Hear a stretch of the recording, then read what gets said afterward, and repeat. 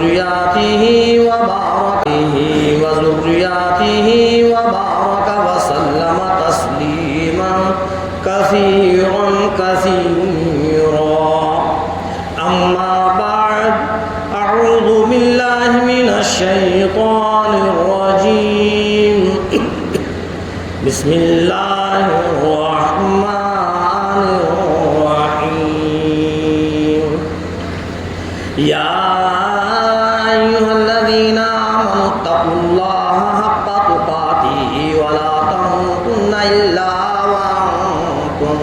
إلا وأنتم مسلمون. صدق الله العظيم. اللهم صل على محمد وعلى آل محمد كما صليت على إبراهيم وعلى آل إبراهيم إنك حميد مجيد. اللهم بارك على محمد وعلى آل محمد كما باركت على إبراهيم وعلى آل إبراهيم إنك حميد مجيد. محترم حضرات، سامعین اکرام، عزیز ساتھی،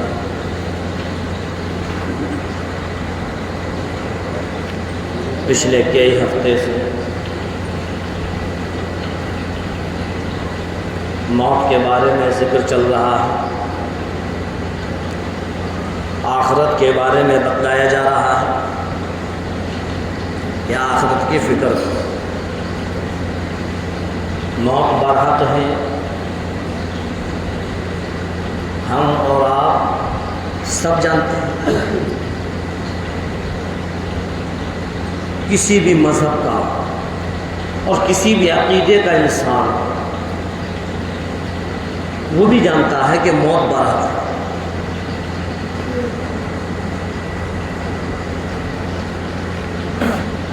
دنیا چند دن کی ہے اور آخرت ہمیشہ ہمیشہ کی ہے. اس آخرت کی فکر کرو. یہ آیت پاک جو ابھی تلاوت ہوئی، اس میں بھی پروردگار عالم نے موت کے بارے میں بتلایا اور یہ فرمایا کہ جب موت ہو تو ایمان پر. اگر ایمان پر موت ہوگی تو کامیابی ہے، اور اگر ایمان پر موت نہیں ہوئی تو پھر خرابی ہی خرابی ہے. اب ایمان پر موت جب ہوگی جب کہ ہم ایمان کے مطابق چلیں گے، شریعت کے مطابق چلیں گے، اللہ کی فرما برداری کریں گے، اللہ کے احکام کو پورا کریں گے. اگر ہم اس ایمان کو بچانے کی فکر کریں گے، چاروں طرف سے ہمارے ایمان کے دشمن لگے ہوئے ہیں، اور پوری دنیا کے اندر اس ایمان کو ختم کرنے کی سازشیں ہو رہی ہیں کہ کسی بھی طریقے سے مسلمان اپنے ایمان سے ہٹ جائے، مذہب اسلام سے ہٹ جائے. نئے نئے طریقے چل رہے ہیں،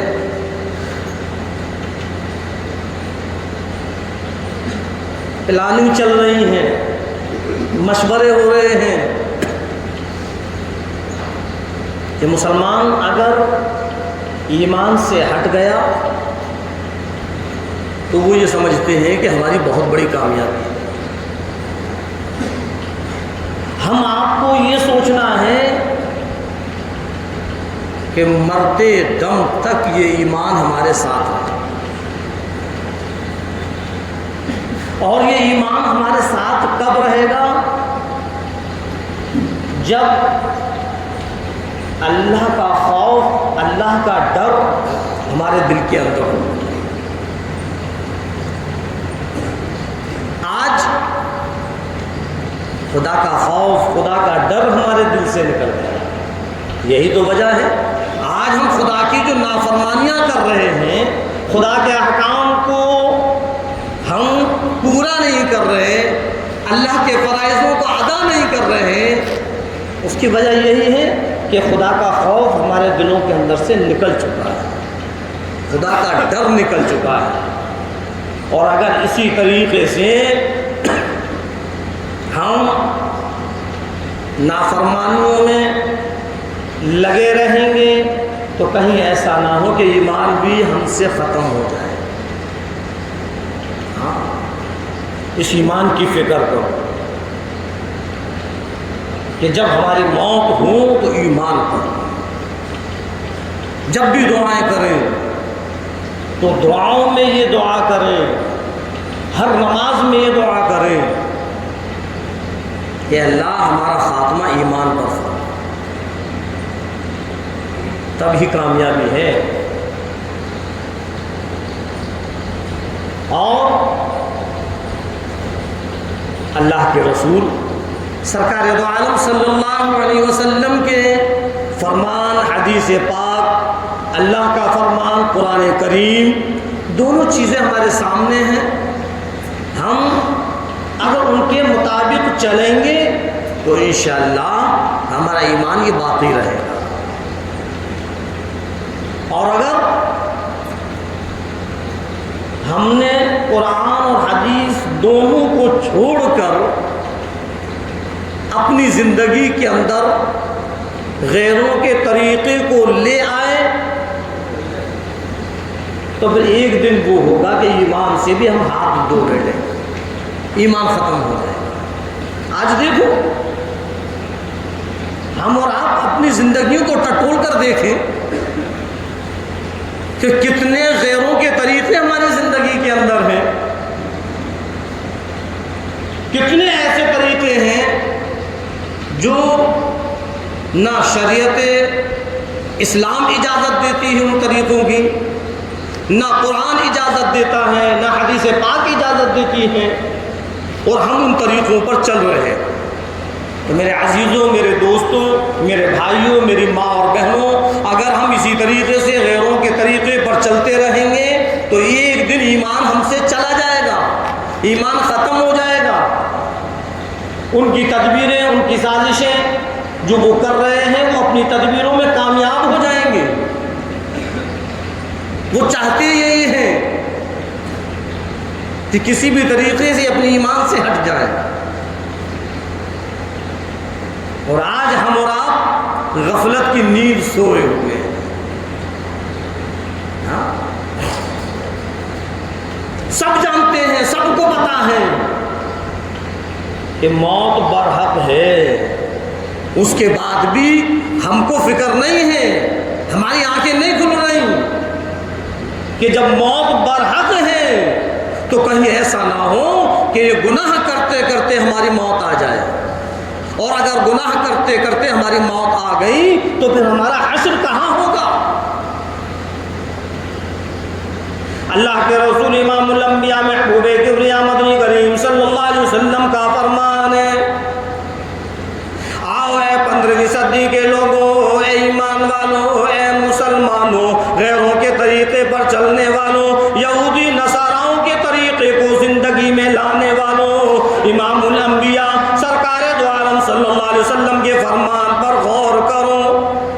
ارشاد فرمایا مدنی کریم صلی اللہ علیہ وسلم نے کہ جس کا طریقہ تم اپناؤ گے کل حشر اسی کے ساتھ ہوگا۔ لیکن پھر بھی ہماری سمجھ میں نہیں آ رہا، بار بار علماء کرام سمجھا رہے ہیں کہ غیروں کے طریقے کو چھوڑو اور اسلام کے طریقے پر زندگی لے آؤ، لیکن ہم ایک کان سے سنتے ہیں اور دوسرے سے نکال دیتے ہیں، اثر ہی نہیں ہوتا۔ آئے دن ہم اور آپ سنتے رہتے ہیں کہ وہ بالکل صحیح ظالم تھا ختم ہو گیا، اچھا خاصا تھا ختم ہو گیا. اور یہ بھی ہم لوگوں کو پتا ہے کہ ایک دن وہ آئے گا کہ ہم بھی ختم ہو جائیں گے اور کوئی پتہ نہیں ہے کہ کب ختم ہو جائیں. اے اللہ کے بندو، تو پھر اس آخرت کی فکر کرو، اس ایمان کی فکر کرو کہ یہ ایمان ہمارے ساتھ بچ کر چلا جائے. اس آیت پاک کے اندر اللہ تبارک تعالیٰ نے اسی چیز کو بیان کیا. یا ایھا الذین آمنوا اتقوا اللہ حق تقاتہ ولا تموتن الا وانتم مسلمون. دو چیزوں کو بیان کیا اس آیت کے اندر. پہلی چیز کہ ایمان والوں، اے مسلمانوں، اللہ سے ڈرو. اتقوا اللہ، اللہ سے ڈرو، اللہ کا خوف دل کے اندر پیدا کرو. اس پروردگار عالم سے ڈر جس نے کہ ساری کی ساری کائنات کو بنایا. اس رب العالمین سے ڈر جس نے کہ ساری کی ساری انسانیت کو بنایا. فرمایا پروردگار عالم نے اتقوا اللہ، ڈر اس پروردگار عالم سے جو سارے کے سارے عالم کا پالن ہار ہے. اس مالک سے ڈر، اس خالق سے ڈرو، اس پروردگار عالم سے ڈرو جس نے کہ ساری کی ساری انسانیت کو بنایا، ساری کی ساری کائنات کو بنایا. یہ زمین، یہ آسمان، یہ چاند، یہ سورج، یہ ندی، یہ نالے، یہ سمندر، یہ پہاڑ، یہ درخت، جس نے یہ سب کچھ بنایا، اس کا خوف اور اس کا ڈر اپنے دل کے اندر پیدا کر. آج خدا کا خوف اور خدا کا ڈر ہمارے دل کے اندر سے نکل گیا. قدم قدم پر گناہ ہو رہے. ہم جانتے ہیں، سمجھتے ہیں یہ گناہ کی چیز ہے. ہم جانتے ہیں اور سمجھتے ہیں کہ یہ اللہ کی نافرمانی ہو رہی ہے. ہم جانتے ہیں اور سمجھتے ہیں کہ خدا اور اس کا رسول ہماری ان چیزوں سے ناراض ہے، اس کے باوجود بھی ہم اس کام کو کر رہے ہیں. کیا ہے یہ؟ ہم ایسے نڈر ہو گئے، ہم ایسے ڈھیٹ بن گئے کہ ہم ان چیزوں کو چھوڑنے پر آمادہ نہیں ہے جس سے اللہ اور اس کے رسول کی ناراضگی ہو. خدا کا خوف نکل گیا، خدا کا ڈر نکل گیا. فرمایا پروردگار عالم نے اتقوا اللہ، ڈر اس پروردگار عالم سے، اس پالنہار سے، اس رب کائنات سے ڈر، اس مالک حقیقی سے ڈر جس کے قبضے قدرت میں ساری کی ساری انسانیت کی جان ہے. اس رب سے ڈر.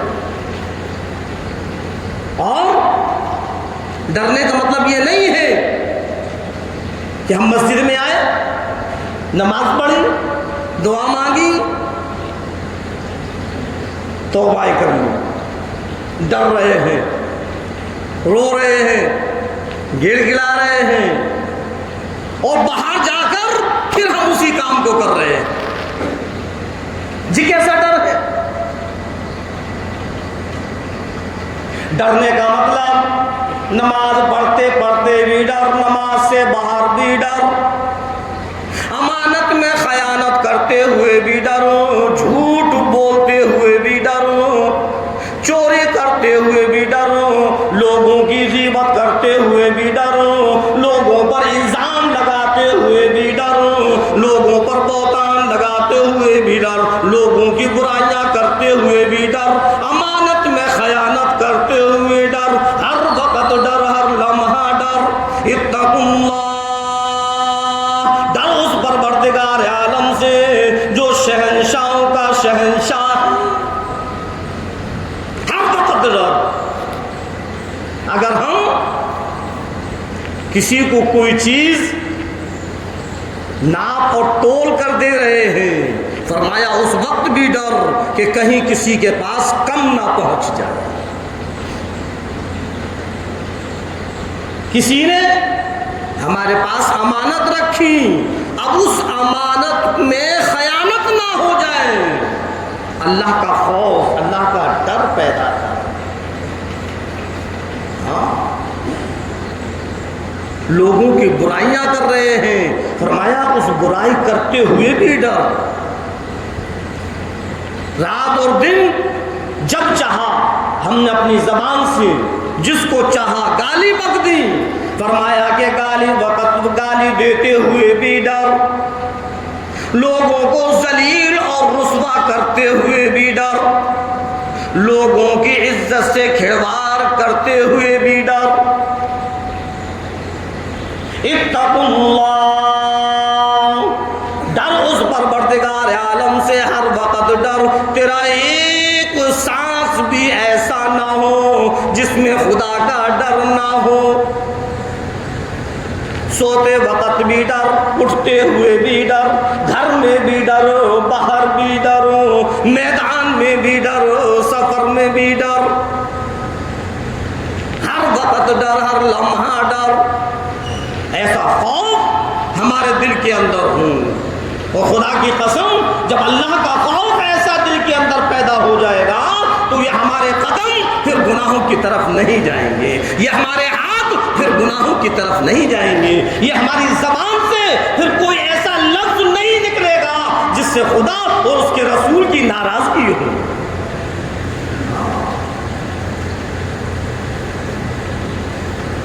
وہ خوف اور وہ ڈر پیدا کرتا ہے. یا ایھا الذین آمنوا اتقوا اللہ حق تقاتہ. کس طریقے سے، کتنے بہترین انداز سے پروردگار عالم سمجھا رہا ہے کہ دیکھو اللہ سے ایسے ڈرو جیسے اس سے ڈرنے کا حق ہے. وَلَا تَمُوتُنَّ إِلَّا وَأَنْتُمْ مُسْلِمُونَ. اور یوں فرمایا پروردگار عالم نے کہ جب موت ہو تو اسلام پر ہو، جب موت آئے تو ایمان پر آئے. اگر ایمان کے ساتھ موت آتی ہے تو کامیابی کامیابی، اور اگر ایمان کے ساتھ موت نہیں تو بربادی بربادی. اللہ کے رسول سرکار دو عالم صلی اللہ علیہ وسلم کا فرمان ہے.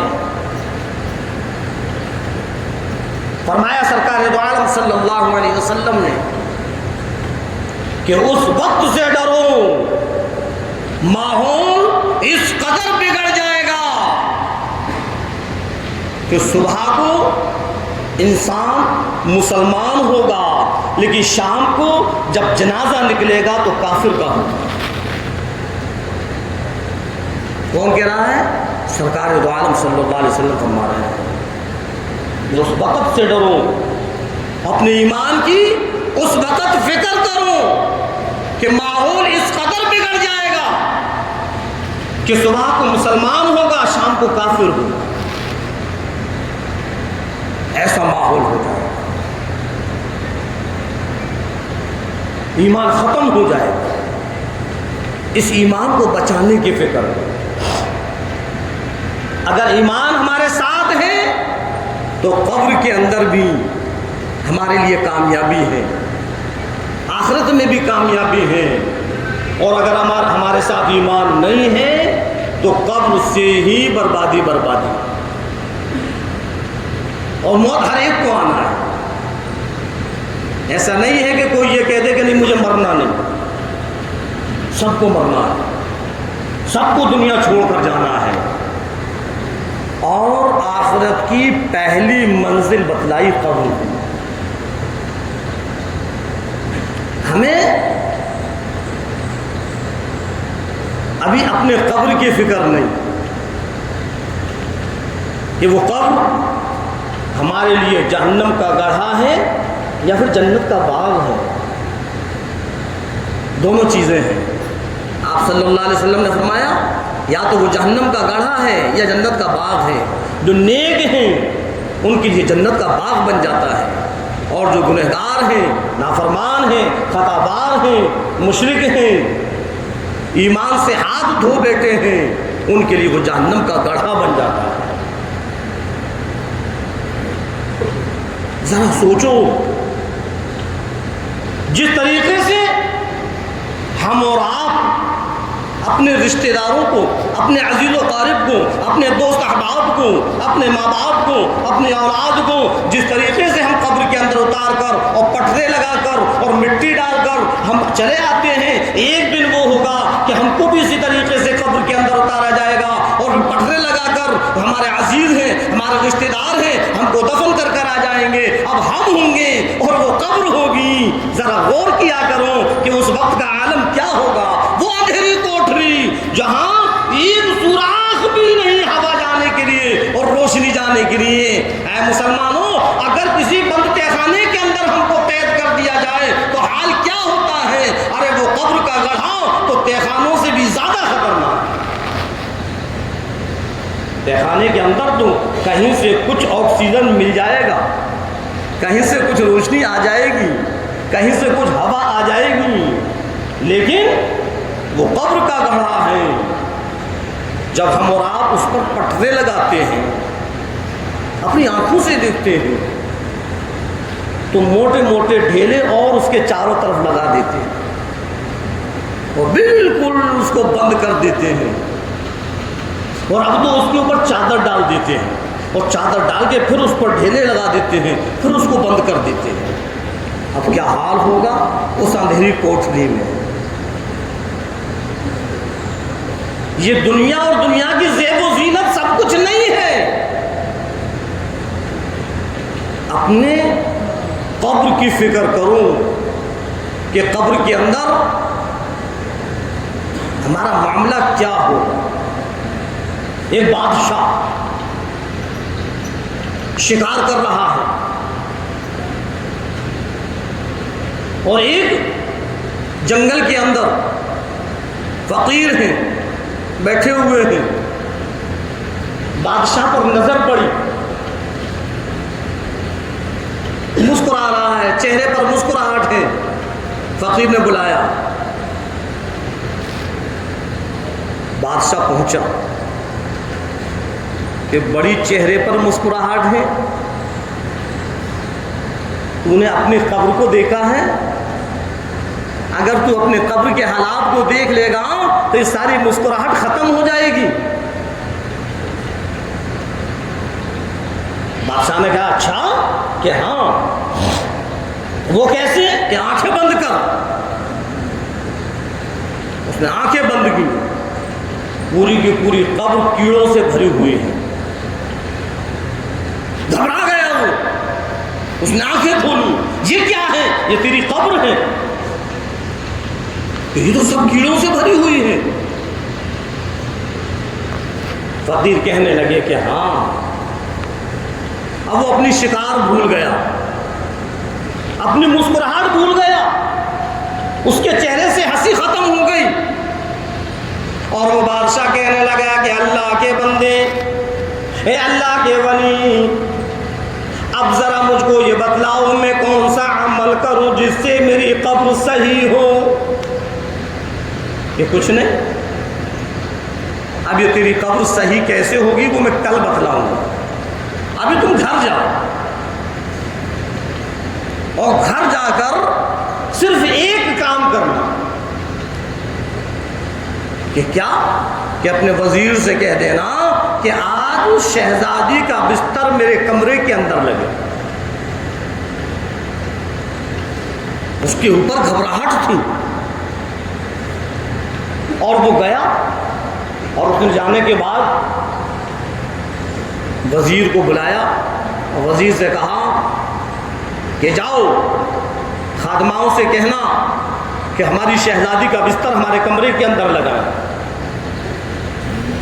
شہزادی کا بستر کمرے کے اندر لگا دیا گیا. پورے محل کے اندر آپس میں کانا پوسی ہونے لگی، چے مغویاں ہونے لگی. چاروں طرف ہنگامہ سا ہونے لگا کہ بادشاہ نے اپنی شہزادی کو اپنے کمرے میں سلایا ہے. بادشاہ نے اپنی شہزادی کا بستر اپنے کمرے میں لگایا ہے. چاروں طرف یہی بات. اور آہستہ آہستہ پھر وہ بات محل کے باہر نکلی. اور محل کے باہر نکلی تو کہتے نہیں کہ بات ہوتی کچھ ہے اور کچھ اور بن جاتی ہے. باہر نکلتے نکلتے زبانوں پر آ گیا بادشاہ اپنی بیٹی کے ساتھ سویا ہے. اب وہ نکل کر پہنچ رہا ہے, جا رہا ہے جنگل کی طرف, اور چاروں طرف سے آوازیں آ رہی ہیں, لیکن وہ کسی کی آواز پر دھیان نہیں دے رہا. اس کو تو اپنی قبر کی فکر ہے.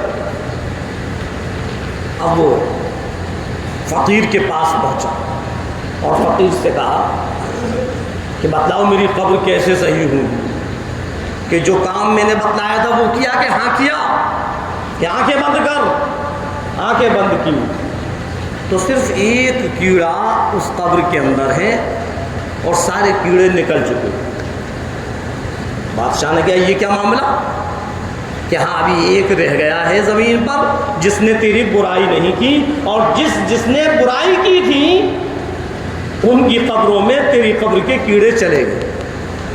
پتہ یہ چلا کہ اگر کوئی کسی کی برائی کرتا ہے تو ایسا نہیں ہے کہ جس کی برائی کی جا رہی ہے اور جو برائی کرنے والا ہے اللہ تبارک تعالیٰ کی طرف سے اس کی کوئی پکڑ نہ ہو, بلکہ اللہ تبارک تعالیٰ اس کے برائی کرنے والے کی, جو برائی کر رہا ہے اس کی نیکیاں اس کو دے دیتا ہے جس کی برائی ہو رہی ہے. ایک استاد محترم, ان کا ایک شاگرد تھا جس کو ہم اور آپ چیلا کہتے ہیں, اور وہ روزانہ اپنے استاذ کی برائی کیا کرتا تھا. استاذ کو پتہ چلا, استاذ نے بلایا, استاذ نے کہا کہ لو بیٹے 1 روپیہ اس کو دیا. دوسرے دن پھر بلایا, پھر اس کو 1 روپیہ دیا, پھر بلایا, پھر 1 روپیہ دیا. اب اس کے دل میں یہ بات آئی کہ بتاؤ میں اپنے استاذ کی برائی کر رہا ہوں, استاذ مجھ کو پیسے دے رہے ہیں, اس نے برائی کرنا بند کر دی. حضرت نے روپیہ دینا بند کر دیا. جب اس نے برائی کرنا بند کر دی تو حضرت نے روپیہ دینا بند کر دیا. اب وہ حضرت کے پاس پہنچا اور کہنے لگا حضرت جب میں برائی کیا کرتا تھا تو آپ مجھ کو روپیہ دیا کرتے تھے, جب میں نے برائی بند کر دی آپ نے روپیہ دینا بند کر دیا, بات سمجھ میں نہیں آئی.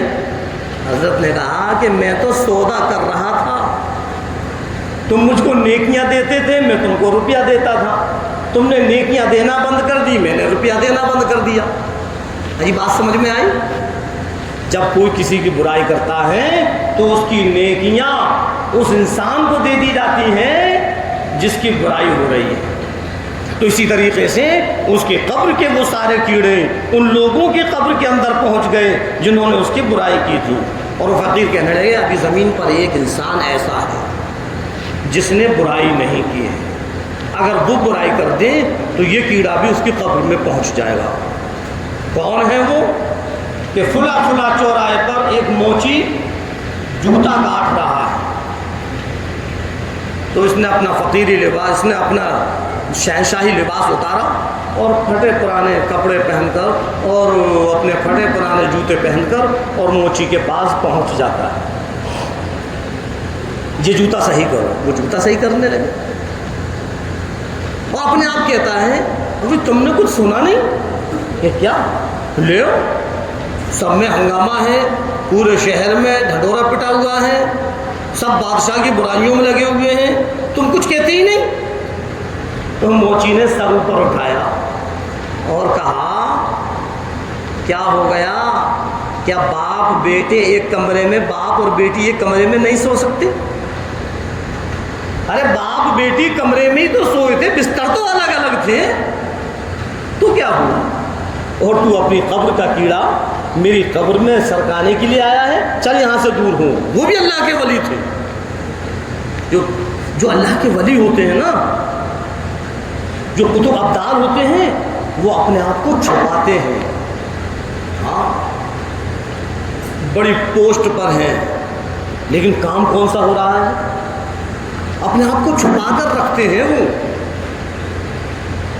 بالکل ہم اور آپ کو کبھی ایسا لگے گا کہ یہ پاگل ہے، لیکن نہیں، کوئی پتہ نہیں ہے کہ وہ پاگل انسان پاگل ہے یا کوئی اللہ کا ولی ہے، کہیں کوئی قطب ابدال تو نہیں.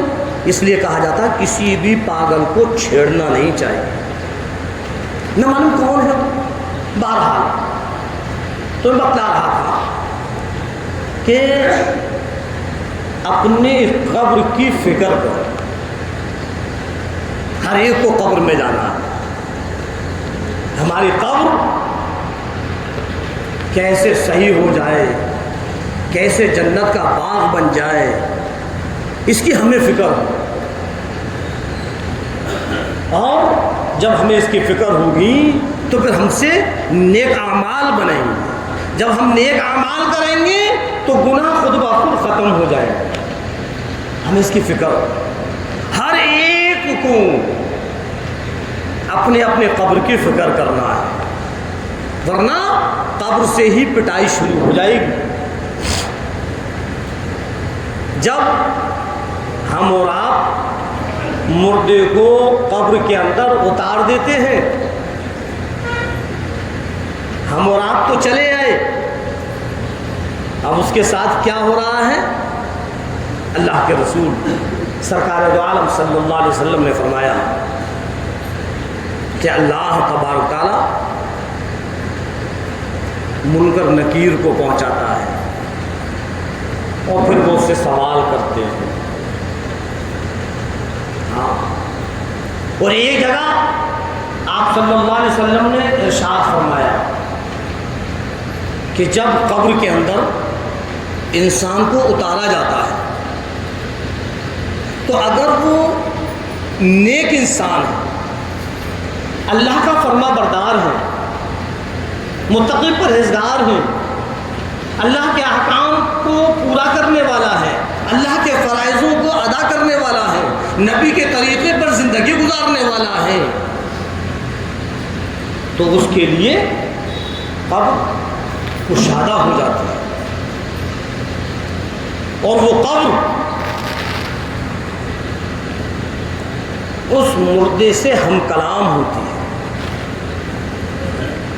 اللہ اس قبر کو گویائی عطا فرماتا ہے. اور یوں فرمایا مدنی کریم صلی اللہ علیہ وسلم نے کہ قبر کہتی ہے آنا تیرا مبارک ہوں، آنا تیرا مبارک ہو. جتنے میرے اوپر چلا کرتے تھے سب سے بہتر تو مجھ کو لگتا تھا. جب تو میرے اوپر چل کر نماز پڑھنے کے لیے جایا کرتا تھا، لوگوں کی امداد کے لیے جایا کرتا تھا، جب تو نیک عمل کرنے کے لیے جایا کرتا تھا، میں اللہ سے تمنائیں کیا کرتی تھی، آرزویں کیا کرتی تھی، اللہ کے سامنے کہتی تھی اے پروردگار عالم وہ وقت کب آئے گا یہ میرے حوالے ہو.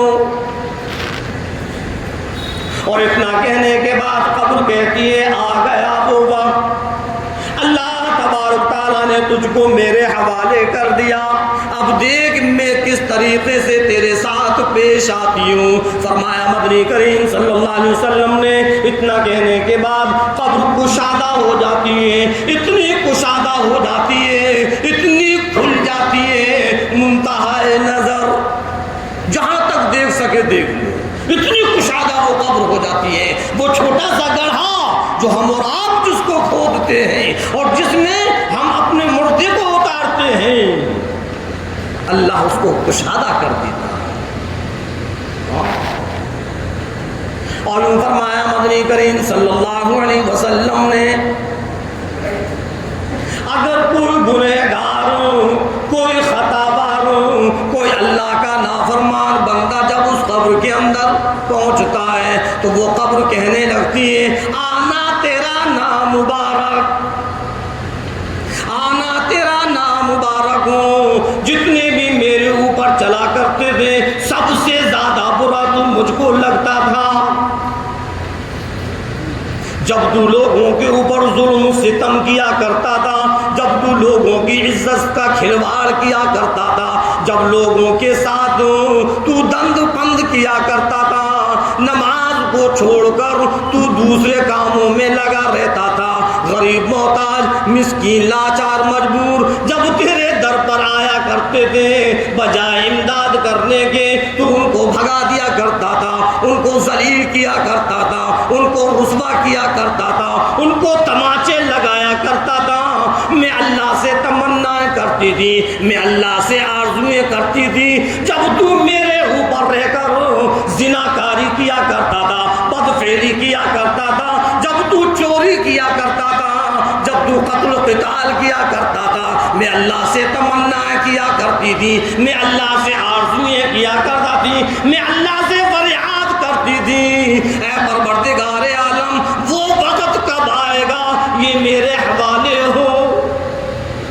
ارشاد فرمایا نبی کریم صلی اللہ علیہ وسلم نے، پھر وہ قبر کہتی ہے آ گیا وہ وقت، آج اللہ نے تجھ کو میرے حوالے کر دیا، اب دیکھ میں تیرے ساتھ کس طریقے سے پیش آتی ہوں۔ اتنا کہنے کے بعد قبر اتنی تنگ ہو جاتی ہے، اتنی تنگ ہو جاتی ہے کہ ایک پسلی دوسری پسلی میں پھنس جاتی ہے۔ ہاں، اللہ کے رسول سرکار دو عالم صلی اللہ علیہ وسلم نے اپنے دونوں دستے مبارک کی انگشتیں مبارک کو ملا کر اور صحاباؤں کو دکھلایا کہ اے صحاباؤں دیکھو، جس طریقے سے یہ انگلیاں ایک دوسرے میں پھنسی ہوئی ہیں، اسی طریقے سے دونوں پسلیاں ایک دوسرے میں پھنس جاتی ہیں۔ ابھی ہم نے سمجھا نہیں ہے کہ قبر کا حال کیا ہے۔ ہاں، اور یہ تو ہم اور آپ جانتے ہیں، اور میں بارہا بتلاتا ہوں کہ سرکار کے فرمان میں شک اور شبہ بھی نہیں کر سکتے۔ شک اور شبہ بھی کیا تو ایمان ختم ہو جائے۔ جب آپ نے فرما دیا تو وہ بالکل برحق ہے، اور اس سے زیادہ بے وقوف کون ہوگا جس کو کوئی انسان یہ خبر دے کہ دیکھ تیرے اوپر فلاں انسان تلوار لے کر کھڑا ہوا ہے، اس راستے پر مت جانا، اگر تو اس راستے سے گیا تو وہ تجھ کو ختم کر دے گا، تیری طاق میں لگا ہوا ہے۔ اور ایک نہیں، دو نہیں، تین نہیں، چار نہیں، 10-15 لوگ اگر یہ خبر دیں تو بتلاؤ کیا وہ انسان پھر اس راستے پر جائے گا؟ وہ سوچے گا نہیں نہیں، اس راستے پر نہیں جانا۔ لیکن محترم بزرگوں، دوستوں، عزیزوں، وہ 10-15 لوگ جو یہ خبر دے رہے ہیں وہ خبر تو غلط بھی ہو سکتی ہے، لیکن سرکار جو خبر دے رہے ہیں ذرہ برابر بھی وہ غلط نہیں ہو سکتی۔ اس 10-15 لوگوں کی خبر سن کر تو نے اپنا راستہ بدل دیا، لیکن سرکار کی خبر سن کر پھر بھی تو گمراہیت کا راستہ نہیں بدلتا، پھر بھی تو یہودی اور نصاراؤں کے طریقے کا راستہ نہیں بدلتا، جبکہ آپ فرما رہے ہیں، آپ بتلا رہے ہیں، آپ خبر دے رہے ہیں، آپ تو سچوں کے سچے ہیں، آپ تو صادق ہیں، آپ تو امین ہیں، آپ کے فرمان پر ہمارا اور سارے کے سارے مسلمانوں کا ایمان ہے۔ کیا ہو گیا اے 15ویں صدی کے مسلمان، تیرے ایمان کو کیا ہو گیا، تیرے یقین کو کیا ہو گیا؟ سرکار کے فرمان پر یقین اگر کرتا ہے تو پھر یہ گمراہیت کا راستہ کیوں ختم نہیں کرتا؟ آپ صلی اللہ علیہ وسلم نے خبر دی ہے، آپ صلی اللہ علیہ وسلم نے ہی خبر دی ہے کہ اگر گناہ گار خطا وار قبر کے اندر پہنچے گا تو ایک پسلی دوسری پسلی کے اندر پھنس جائے، اس کے بعد بھی ہم بالکل ایک دم غفلت میں پڑے ہوئے ہیں۔ بتلاؤ، ہر مسجد میں علماء کرام، مسجد کے امام، مفتیان اعظام سب سمجھا رہے ہیں، سب بتلا رہے ہیں، لیکن ہماری سمجھ میں نہیں آ رہا۔ کب آئے گا؟ کب آئے گا؟ ذرا غور کرو، جب ایک پسلی دوسری پسلی میں پھنسے گی تو کتنی تکلیف ہوگی۔ آج ذرا سی پسلی کے اندر چوٹ لگ جاتی ہے، کتنی بے چینی ہوتی ہے۔ اگر پسلی فریکچر ہو جائے تو کتنی تکلیف ہوتی ہے۔ وہاں کا معاملہ تو یہ ہے کہ ایک پسلی دوسری پسلی میں پھنسی ہوئی ہو، کیا ہوگا اس کی فکر کریں، اپنے نیک اعمال بنائیں۔ یہ جو گمراہیت کے راستے ہیں ان سے توبائیں کریں،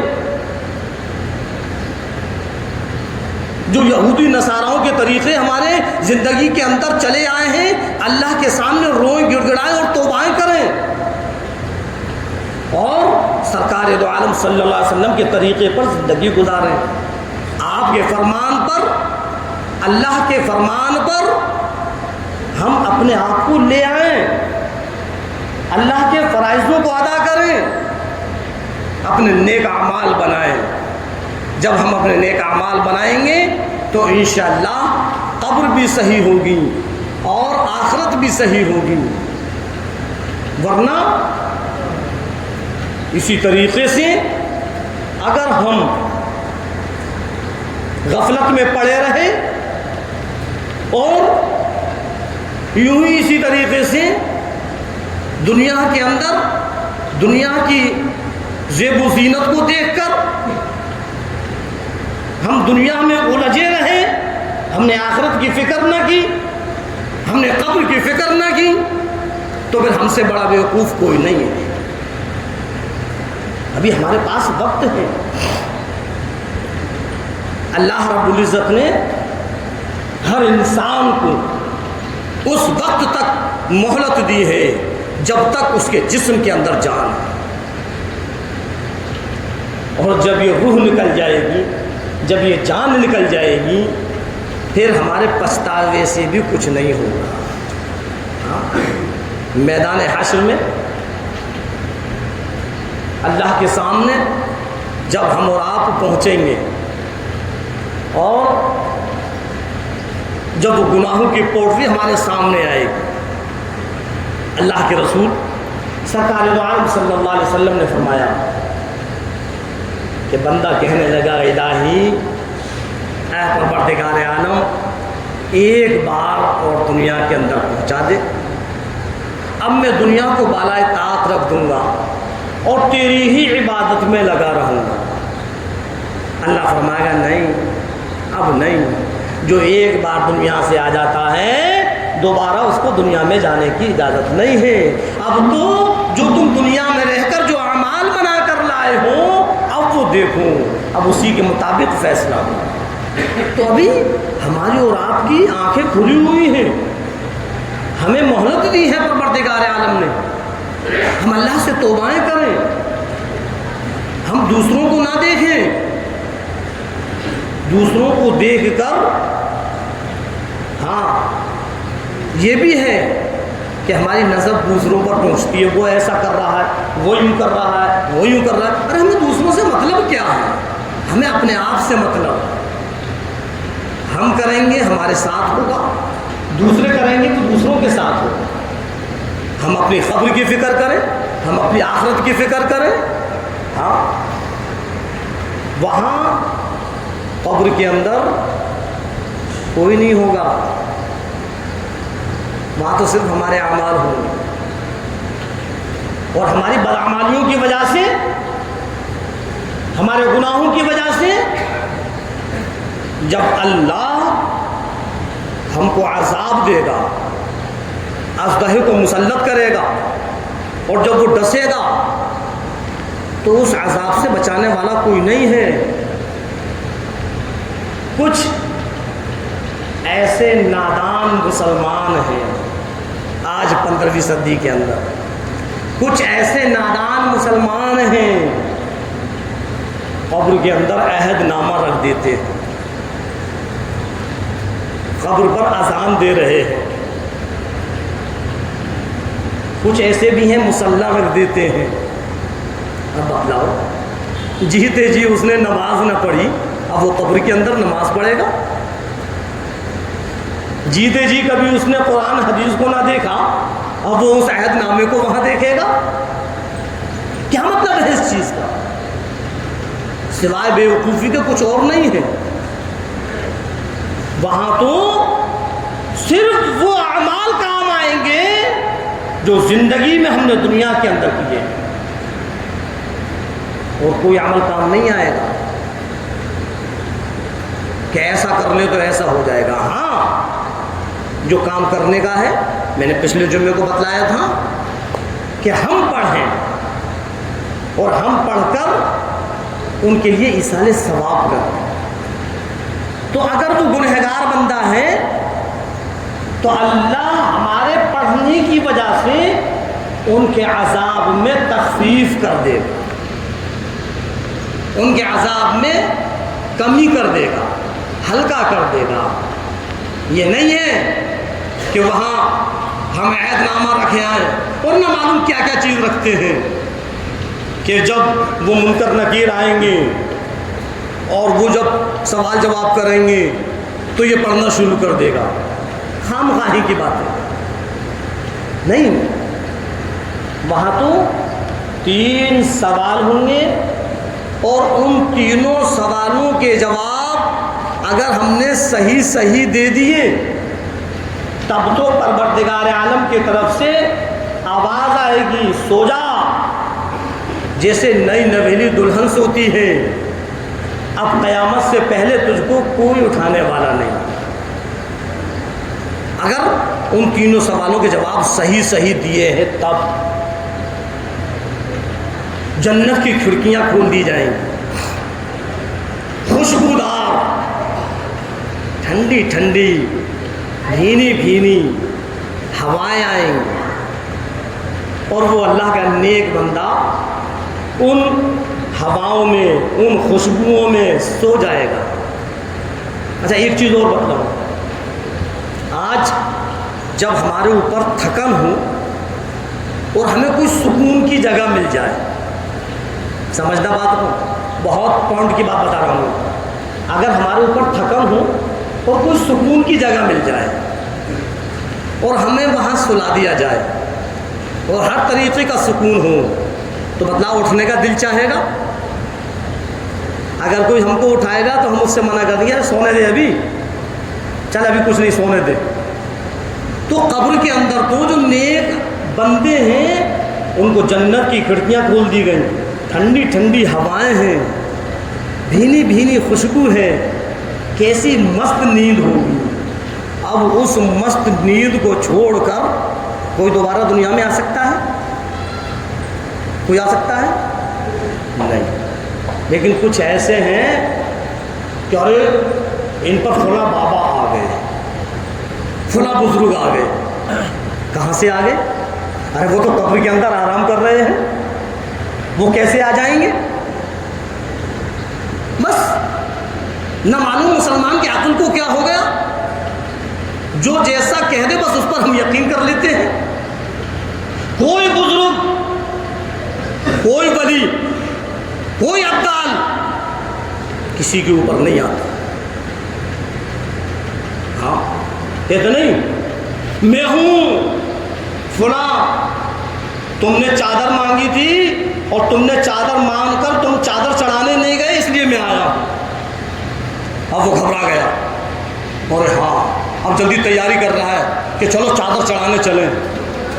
ذرا سی دماغ میں یہ بات نہیں آئی کہ جو اللہ کے ولی ہوتے ہیں وہ تو اپنے قبروں میں آرام کر رہے ہیں اور اتنی سکون کی نیند ہے کہ اس کو چھوڑ کر کون آ سکتا ہے، اور ادھر اللہ رب العزت فرما رہا ہے کہ دنیا سے جو ایک بار چلا جاتا ہے دوبارہ دنیا میں نہیں آتا۔ پھر یہ کون سے ولی ہیں، یہ کون سے بزرگ ہیں، یہ کون سے ابدال ہیں، یہ کون سے بابا ہیں جو انسان کے اوپر سوار ہیں کہ تم چادر چڑھانے نہیں گئے، تم دیگ بنانے نہیں گئے، تم نے مراد مانی تھی، تم اس مراد کو پورا نہیں کیا، اس لیے ہم تمہارے اوپر آ گئے۔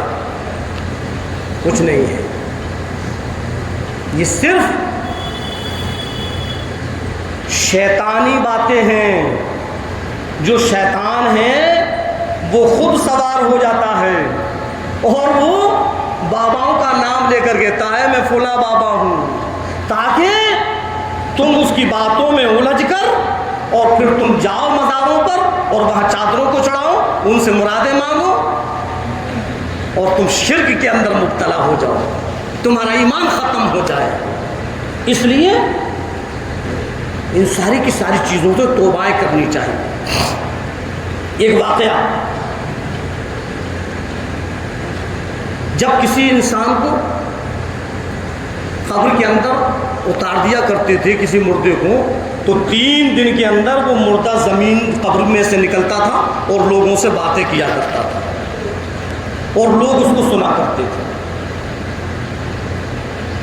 تو ایک حضرت اللہ کے ولی ایک ابدال نکل کر جا رہے تھے اور وہاں قبرستان میں بھیڑ لگی ہوئی تھی. حضرت نے کہا بھائی کیا معاملہ ہے یہ کہ حضرت وہ 3 دن ہو گئے اس کو دفن کیا تھا، آج وہ نکلے گا اور باتیں کرے گا؟ کہ اچھا نکل کر باتیں کرے گا، کہ لاؤ میں بھی دیکھوں. تو حضرت بھی کھڑے ہو گئے اور جب حضرت نے اس کو دیکھا تو اچھا تو تم نے لوگوں کو بہکانے کا یہ نیا ڈھونگ بنا لیا. وہ کوئی مردہ نہیں تھا، وہ شیطان تھا اور وہ شیطان لوگوں کو گمراہ کر رہا تھا. تب حضرت نے سمجھایا کہ کوئی نہیں نکلتا، جو بری روح ہے، گنہگار ہے، اس کو تو عذاب سے ہی فرصت نہیں ہے، اس کی تو پٹائی ہو رہی ہے، اس پر تو اژدہا مسلط ہے. اور جو نیک روح ہے، فرما بردار ہے، وہ اپنے آرام کے اندر ہیں، سکون کے اندر ہیں. پھر کون آتا ہے جو قبر کے باہر آ جائے؟ سب یہ شیطانی چیزیں ہیں. شیطان لوگوں کو گمراہ کرتے ہیں، شیطان لوگوں کو بھڑکاتا ہے اور وہ اللہ کے ولیوں کا نام لے کر لوگوں کو بتلاتا ہے تاکہ اس شرک کی بیماری کے اندر مبتلا ہو جائے. ان ساری کی ساری چیزوں سے توبہ کریں. ہاں سب کچھ کرنے والا پروردگار عالم ہے. تو بتلا رہا تھا کہ اپنے اپنے قبر کی فکر کرو. ہر ایک کو قبر کے اندر پہنچنا ہے. ہماری قبر کیسے جنت کا باغ بنے، ایسے اعمال بناؤ، ورنہ خدا نہ کرے ہماری انہی غلطیوں کی وجہ سے، گناہوں کی وجہ سے کہیں ایسا نہ ہو کہ ہماری قبر بھی ہم پر تنگ ہو جائے اور ہماری پسلی بھی ایک پسلی دوسری پسلی میں پھنس جائے، تو پھر کیا حال ہو. اور پھر جب قبر کے سوال ہوں گے، ان سوالوں کے جواب کیسے دیں گے، کیا سوال ہوں گے، انشاءاللہ اگلے جمعے کو بتلایا جائے گا. اللہ رب العزت ہم اور آپ کو کہنے اور سننے زیادہ عمل کرنے کی توفیق عطا فرمائے.